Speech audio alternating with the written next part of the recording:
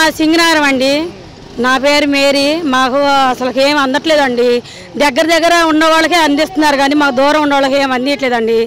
మాకు కొంచెం గవర్నమెంట్ సహాయం చేయాలని, మా దగ్గరకు అన్నీ అందాలని మేము ఇదే కోరుకుంటున్నామండి. చూసుకున్నట్లయితే 10 రోజులు గడుస్తుంది. 74 ఏళ్ళ వయసులో చంద్రబాబు నాయుడు గారు తిరగడం జరిగింది. మీ వైపు ఏమన్నా వచ్చారు?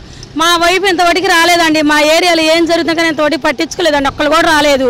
అందిన వాళ్ళగా అందుతున్నాయి. మేము పిల్లల్ని వేసుకొని, పసిపిల్లల్ని వేసుకొని వర్షాలు ఎంత ఇబ్బంది పడుతున్నాం. ఇవ్వాలే కొంచెం తెరపించి మేము రోడ్డు మీదకి వచ్చామండి. ఎంత ఆస్తి నష్టం జరిగింది? మాకు చాలా జరిగింది. మేము ఈ ఊరు వచ్చి సింగనగర్ వచ్చి మేము 20 సంవత్సరాలు అవుతుందండి. నా మ్యారేజ్ గా తల్లికి వచ్చి నేను ఇక్కడే లవ్ మ్యారేజ్ చేసుకుని ఉన్నాను. మాకు ఇంతవరకు ఏం సహాయం రావట్లేదండి. అసలుకి తిండి లేక చాలా ఇబ్బంది పడుతున్నాం మేము. ఈ 10 రోజుల్లో ఏమంది? ఏమీ అందలేదండి. అసలు మా ఆయన గారు వెళ్ళి పులిహోర ప్యాకెట్లు తీసుకొస్తుంటే అన్నీ సర్ది పడుతున్నాయి. మా పిల్లలకి మేము పెట్టి చాలా పిల్లలు పెట్టి మేము మాకు అసలు దొడ్లో పడడానికి కూడా ఇబ్బందిగా ఉండి పిల్లలు పెట్టి మేము చాలా ఇబ్బంది పడుతున్నామండి. ఒక పక్క చూసుకుంటే ఈ పరిస్థితుల్లో వైఎస్ జగన్మోహన్ రెడ్డి గారు పాత సీఎం గారు కనుక ఉండుంటే బాగుండేది అంటున్నారు. ఎలా ఉంటుంది? వైఎస్ రాజశేఖర రెడ్డి గారు, జగన్మోహన్ రెడ్డి గారు అంటే మాకు బాగుండేదండి. అసలు ఆయన అయితే వాలంటీర్ ద్వారా ఎవరి దాకా మాకు సహాయం పంపించేవాళ్ళే. మాకు సహాయం అందట్లేదండి. దగ్గర ఉన్న వాళ్ళకి రోడ్డు మీద వాళ్ళకి అందుతున్నాయి. లోన ఉండేవాళ్ళు, గొంతుల్లో ఉండేవాళ్ళ పరిస్థితి ఏంటండి, వాళ్ళకి రావట్లేదండి. కొంచెం దాని గురించి చర్య తీసుకోవాలనుకుంటున్నాం. పవన్ కళ్యాణ్ గారు ఇంతవరకు వర్షాలు వచ్చి చూడలేదండి. మేము చంద్రబాబు నాయుడు గారు వచ్చారు కానీ పవన్ కళ్యాణ్ గారు నీళ్ళల్లోకి వచ్చాడు. మేము తోడి చూసారు అన్నారు కానీ మాకు అందట్లేదు. మరి ఎవరెవరికి ఎత్తున్నారో ఏం చేస్తున్నారు, వాళ్ళు హీరోలు ఎత్తున్నారు అని చెప్పుకున్నారు, ఇది చదువుతున్నారు. అవి అందిన వాళ్ళకి అందుతున్నాయండి. మాకైతే ఇంతవరకు అందలేదు. ఆ పవన్ కళ్యాణ్ గారిని కూడా చూడలేదు. అవి సందుల్లోకి గొంతుల్లో ఉండేవాళ్ళు, మా చివరికి ఉన్న వాళ్ళకి రావట్లేదండి. 10 రోజులు అవుతుంది. నేను పిల్లల్ని పెట్టుకుంటే మా ఆయన గారు వెళ్ళి పులిహోర పొట్లాలు తీసుకొస్తే బతుకుతున్నామండి. మా గురించి కొంచెం ఆలోచన ఇవ్వాలి సందులో వాళ్ళు కానీ మేము ప్రభుత్వాన్ని కోరుతున్నామండి. అదే జగన్మోహన్ రెడ్డి గారు ఉన్నట్టు మాకు ఎంత సహాయం చేసేవాళ్ళు. నమస్కారం అండి. అయితే ఒక పక్క 10 రోజులు కావస్తుంది. ఈ యొక్క వరద ఉధృతి ఇంతకు ముందు ఎప్పుడైనా చూసారా? ఇప్పుడు నాకు తెలిసి ఒక 15 సంవత్సరాల మట్టి నేను చూడలేదండి. నేను అంతకు ముందు వచ్చింది కానీ కొద్దిగా వచ్చింది, అది ఇంత లేదు. సార్ చూసుకున్నట్లయితే ఒక పక్క చంద్రబాబు నాయుడు గారికి సంబంధించి 74 ఏళ్ళ వయసు ఉంది, ఎంతో అనుభవం ఉంది, ఏదైనా పనిచేసింది సార్ బానే ఈ వరద ఉధృతి నుంచి బయటపడడానికి ఆయన యొక్క అనుభవం పనిచేసింది అంటారా? సార్ ఆయన ఇంతకు ముందు 2 సార్లు చేశాడు. ఏమన్నా చేశాడా? ఏమీ లేదు. ఏంటి వాళ్ళు రాజకీయాల్లో వచ్చి ఏంటంటే వాళ్ళు లబ్ధి పొందడానికి తప్ప వేరే దానికి పనికిరారు. వాళ్ళు ఒక పక్క డిప్యూటీ సీఎం గారు ఉన్నారు, ఆయన అంతేనండి. ఇప్పుడు ఆల్రెడీ గారు రావట్లేదు సర్వేకి, ఏమండి వస్తున్నారా? ఎక్కడ చూసారా మీరు వాళ్ళని? అది వాళ్ళ ప్రాణాలకు వాళ్ళకి భయం. 5 కోట్ల విరాళం ప్రకటించారు. అందే అవకాశం ఉందా పేదలకి, మధ్యలో ఉన్న వాళ్ళు తినకోకుండా మాకెందుకు పెడతారు మునిగిపోయినోడికి? మరి వాళ్ళు అది ఒక వ్యాపారం అయిపోయింది రాజకీయం అంటే. సో మరి చూసుకుంటే ఒక పక్క విరాళాలు సేకరిస్తున్నారు కదా? సేకరిస్తారండి, విరాళాలు తీసుకుంటారు.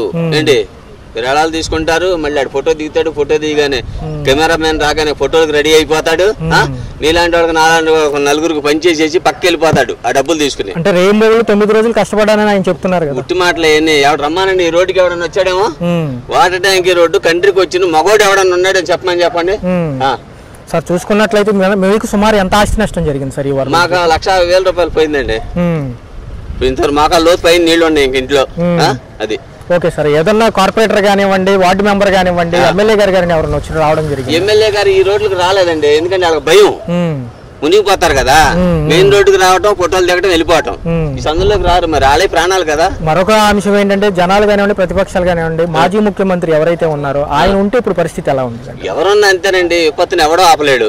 వాళ్ళ మీద వీళ్ళు, వీళ్ళ మీద వాళ్ళు ఏంటంటే ఎలిమెంట్ స్కూల్ పిల్లలాగా పిత్రులు చెప్పుకొని ఆడి మీద వీడి మీద ఆడు చెప్పుకోవడం తప్ప ఏమీ లేదు. వాలంటీర్ వ్యవస్థ ఉంటే ఎలా ఉండేది? వాలంటీర్ వ్యవస్థ ఉంటే కొద్దిగా పర్వాలా, అన్ని ఇంటింటికి అంది.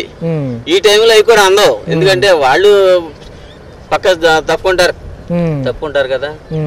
సార్ ఇంకొక అంశం చూసుకుంటే ప్రకాశం బ్యారేజీ పడవ ఉధృతి ఏదైతే జరిగిందో ఆ ఉదంతంలో కొంతమంది సహజంగానే జరిగింది అంటున్నారు, కొంతమంది కావాలంటారు. చెప్తున్నానుగా, ఎలిమెంటరీ స్కూల్ పిల్లలాగా వాళ్ళ మీద వీళ్ళు, వీళ్ళ మీద వాళ్ళు ఇట్లా చెప్పుకుంటాం తప్ప ఏమీ లేదు. ఎవడు గుద్దేస్తాడండి, ఎవడి ప్రాణాలకు తెగించి ఏంటి ఎవడన్నా గుద్దేస్తాడు, వెళ్ళి అడుగు సస్తాడుగా పిల్లల కింద పడి ఏంటి అట్టాగి చెప్పుకుంటా ఉంటారు. ఏంటంటే అదొక డ్యామేజ్ తీసుకురావడానికి.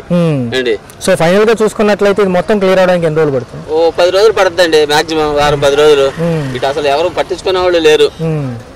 పులిహోర పొట్లాలు పంచుతున్నారు, వాటర్ పంచుతున్నారు, అవన్నీ బాగానే వస్తున్నాయి ట్రాక్టర్లో, అది మట్టుకు లోటు లేదు. ఈ 2 అంతస్తుల బిల్డింగ్ వాళ్ళు ఉన్నారు, వాళ్ళు మట్టికి అసలు ఎవరికి అవకాశం ఇవ్వట్లా చాలా మంది వరకు. Right sir. గత 10 రోజులుగా ఇదే పరిస్థితి.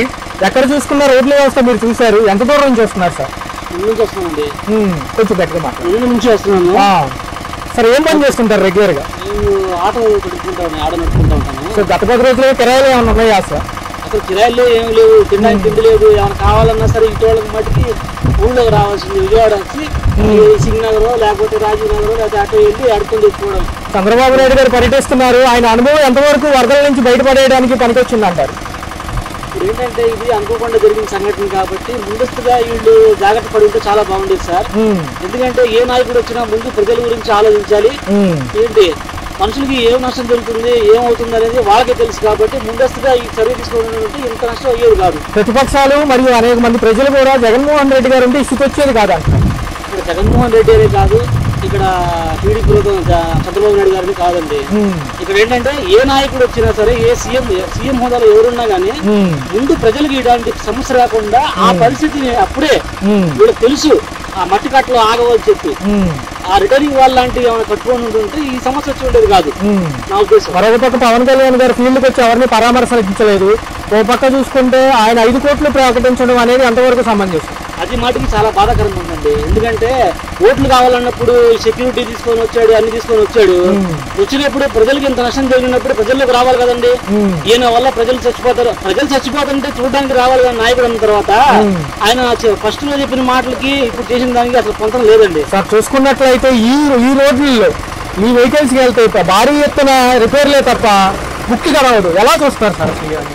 ఏమో సార్, ఏ ప్రభుత్వం వచ్చినా ఎవరు వచ్చినా కానీ సామాన్య ప్రజలను మటుకు పట్టించుకోవట్లేదు సార్. ఇప్పుడు మా బండి ఇంత నష్టం అయిపోయింది, నీళ్ళ తిరుగుతుంది, ఈ వాటర్ అంతా ఇంజన్ లో వెళ్తుంది కానీ మనం వెళ్ళకపోతే గడవదు. ఏం చేస్తాం, తప్పదు, కుటుంబాల కోసం వెళ్ళాలి. ఈ బండి రిపేర్లు వచ్చి ఏమన్నా అయితే మాకు ఇచ్చేవాడు ఎవడు లేడు. గవర్నమెంట్ పెద్ద మనసుతో ఆలోచించి చిన్న స్థాయి ప్రజలు, చిన్న స్థాయి వ్యాపారం చేసుకునేవాళ్ళు ఇలాంటి చిన్న చిన్న బళ్ళు వాళ్ళకి ఏదైనా న్యాయం చేస్తే బాగుంటుంది. ఎందుకంటే ఊరంతా కొట్టుకుపోయింది, ఫర్నిచర్ సహా, ఫ్రిడ్జ్లు, ఏసీలు, కూలర్లు అన్ని నాశనం అయిపోయినాయి. సార్ చూసుకున్నట్లయితే ప్రైవేట్ సంస్థలు కానివ్వండి, పెద్ద పెద్ద వ్యాపారవేత్తలు విరాళాలు ప్రకటిస్తున్నారు. సామాన్యుడికి అందుతాయి అంటారా? అసలు దాని ఊసి అయితే లేదు సార్.